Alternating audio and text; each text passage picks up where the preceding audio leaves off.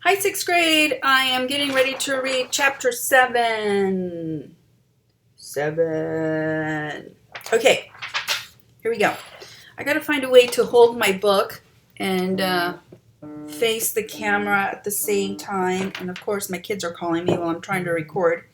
Um, so you're not looking at the bottom part of my head. So maybe like this or like this. Oh, maybe, well, either way. Okay, anyway. All right, so I'm on chapter 7. And so this Clarice girl I was just reading, wow, that was interesting with the toilets and all that stuff, wasn't it? A lot of good stuff's happening. Having a little trouble reading all those Greek names of all those gods. So here I go. All right, here we go. Chapter 7. My dinner goes up in smoke. Word of the bathroom incident spread immediately. Wherever I went, campers pointed at me, murmured something about toilet water. Or maybe they were just staring at Annabeth, who was still pretty much dripping wet. She showed me a few more places. The metal shop, where kids were forging their own swords. The arts and craft room, where the setters were sandblasting. A giant marble statue of the goat man, and the climbing wall, which actually consisted of two facing walls that shook violently, dropped boulders, sprayed lava, and clashed together if you didn't get to the top fast enough. Finally, we returned to the canoeing lake where the trail led back to the cabins. I've got training to do, Annabeth said flatly. Dinner's at 7:30. Just follow your cabin to the mess hall. Annabeth, I'm sorry about the toilets. Whatever. It wasn't my fault. She looked at me skeptically, and I realized it was my fault. I'd made water shoot out of the bathroom fixtures. I didn't understand how, but the toilet had responded to me. I had become one with the plumbing. You need to talk to the oracle, Annabeth said. Who? Not who, what? The oracle. I'll ask Chiron. I stared into the lake, wishing somebody would give me a straight answer for one. I wasn't expecting anybody to be looking back at me from the bathroom, so my heart skipped a beat when I noticed two teenage girls sitting cross-legged at the base of the pier, about 20 feet below. They wore blue jeans and shimmering green t-shirts, and their brown hair had floated loose around their shoulders. As minnows started in and out, they smiled and waved as if they were long-lost friends. I didn't know what else to do. I waved back. Don't encourage them, Annabeth warned. Naiads are terrible flirts. Naiads, I repeated, feeling completely overwhelmed. That's it. I want to go home now. Annabeth frowned. Don't you get it, Percy? You are home. This is the only safe place on earth for kids like us. You mean mentally disturbed kids?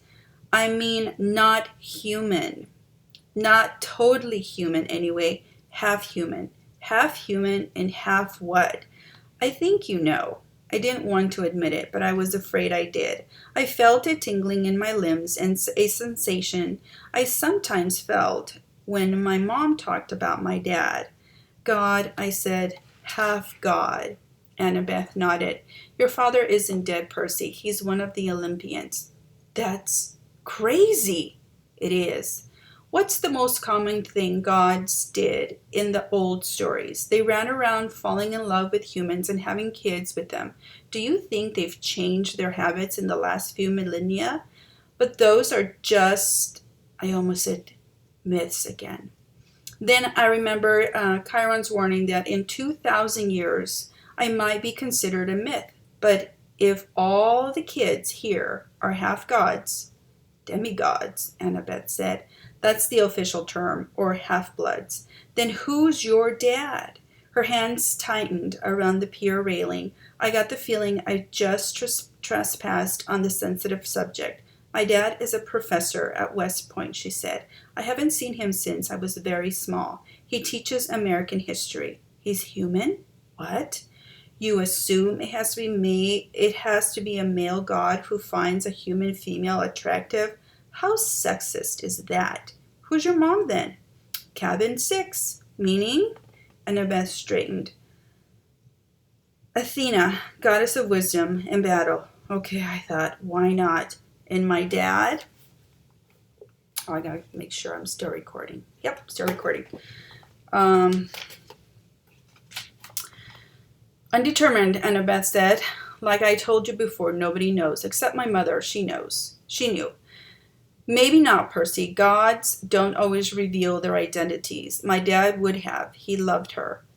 Annabeth gave me a cautious look. She didn't want to burst my bubble. Maybe you're right. Maybe he'll send a sign. That's the only way you know for sure. Your father has to send you a sign claiming you as his son. Sometimes it happens. You mean sometimes it doesn't? Annabeth ran her palm along the rail. The gods are busy. They have a lot of kids, and they don't always, well, sometimes they don't care about us, Percy. They ignore us. I thought about some of the kids I'd seen in Hermes' cabin, teenagers who looked sullen and depressed, as if they were waiting for a call that would never come. I'd known kids like that at Yanzi Academy, shuffled off to boarding school by rich parents who didn't have time to deal with them. But gods should have been better. So I'm stuck here, I said. That's it, for the rest of my life. It depends, Annabeth said. Some campers only stay the summer. If you're a child of Aphrodite or Demeter, you're probably not a real powerful force. The monsters might ignore you, so you can get by with a few months of summer training and live in the mortal world for the rest of the year. But for some of us, it's too dangerous to leave. We're year-rounders. In the mortal world, we attract monsters. They sense us. They come to challenge us. Most of the time, they ignore us until we're old enough to cause trouble, about 10 or 11 years old. But after that, most demigods either make their way here or they get killed off. A few manage to survive in the outside world and become famous, believe me. If I told you the names, you'd known them. Some don't even realize they're demigods. But very, very few are like that.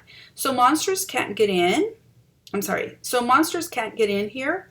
Annabeth shook her head. Not unless they're intentionally stalked in the woods. Or specially summoned by somebody on the inside.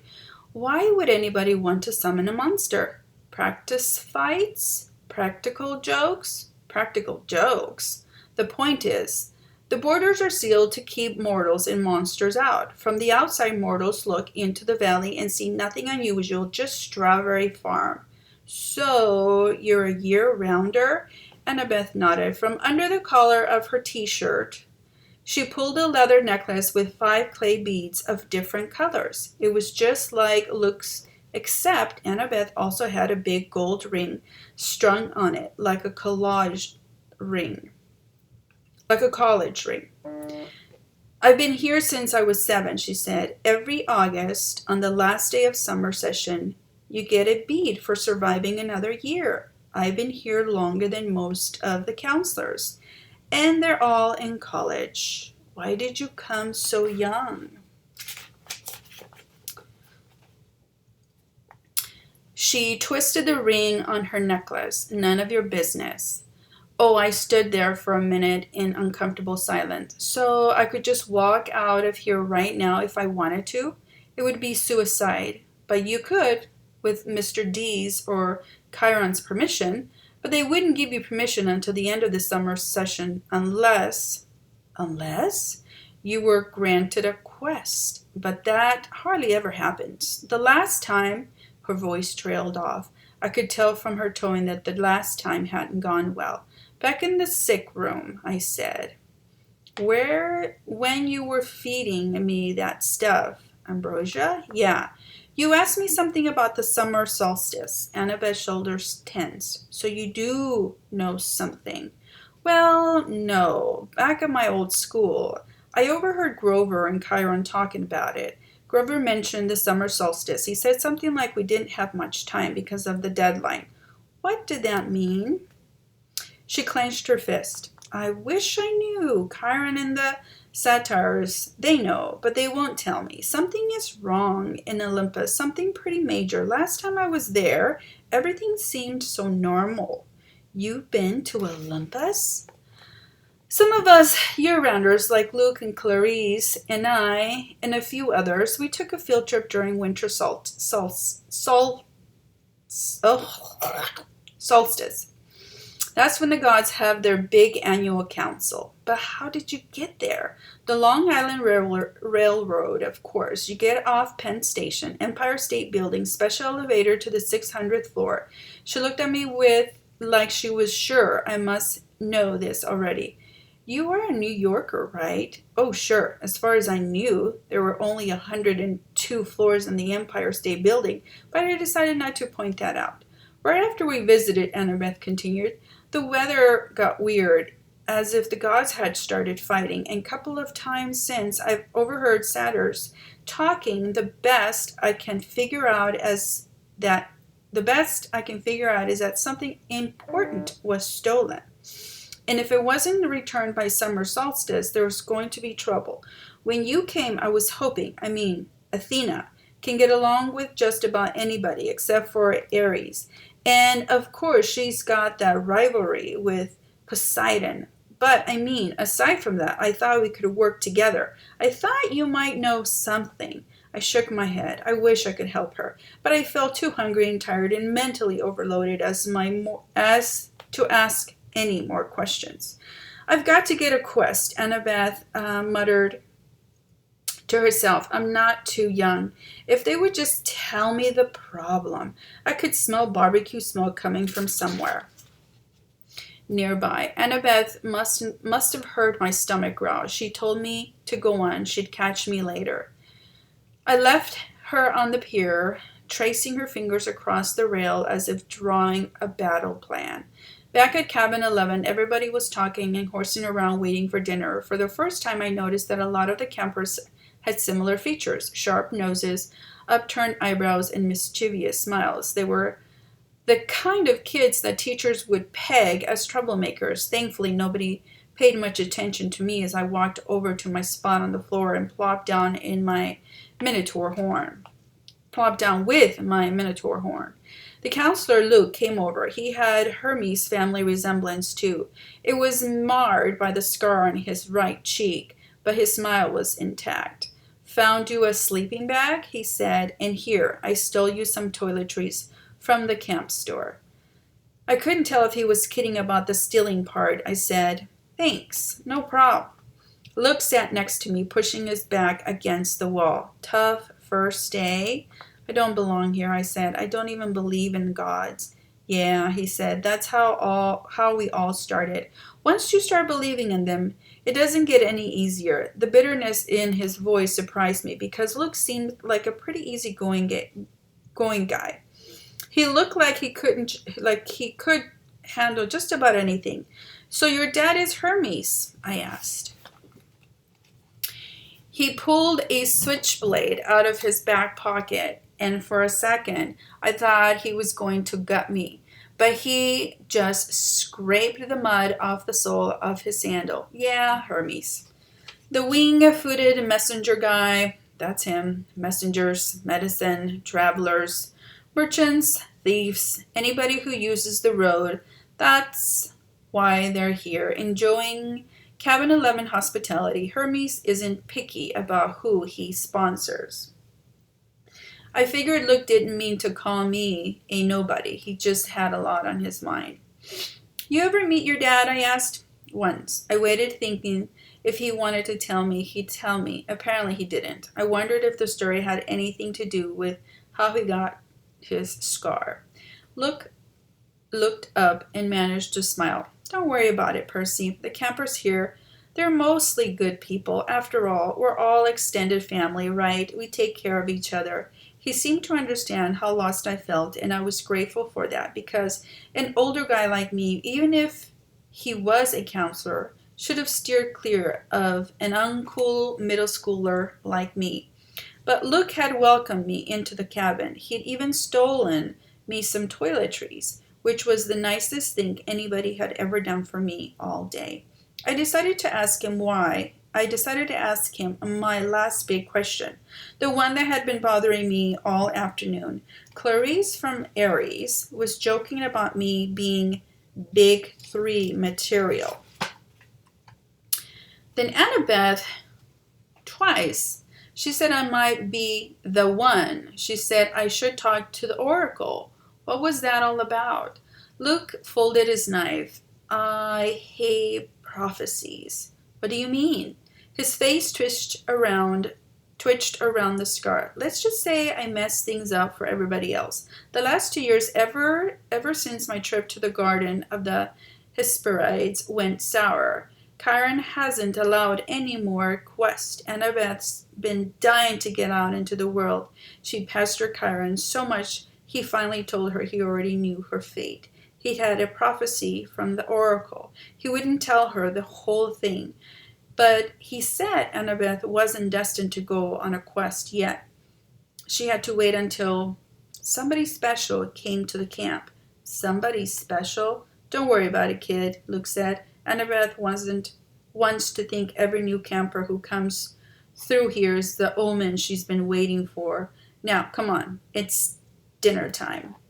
The moment he said it, a horn blew in the distance. Somehow I knew it was a conch shell, even though I've never heard one before. Luke yelled, 11, fall in! The whole cabin, about 20 of us, filed into the common yard. We lined up in order of seniority, so of course I was dead last. Campers came from the other cabins too, except for the 3 empty cabins at the end, and cabin 8, which had looked normal in the daytime, but now was starting to glow silver in the sun as the sun went down. We marched up the hill to the mess hall pavilions. Satyrs joined us for the meadow. Naiads emerged from the canoeing lake. A few other girls came out of the woods, and when I say out of the woods, I mean straight out of the woods. I saw one girl about 9 or 10 years old melt from the side of the maple tree and come skipping up a hill. In all, there were maybe 100 campers, a few dozen satyrs, and a dozen assorted wood nymphs and naiads. At the pavilion, torches blazed around the marble columns. A central fire burned in a bronze brazier the size of the bathtub. Each cabin had its own table covered in white cloth trimmed in purple. 4 of the tables were empty, but cabin 11's was way overcrowded. I had to squeeze onto the edge of the bench with half my butt hanging off.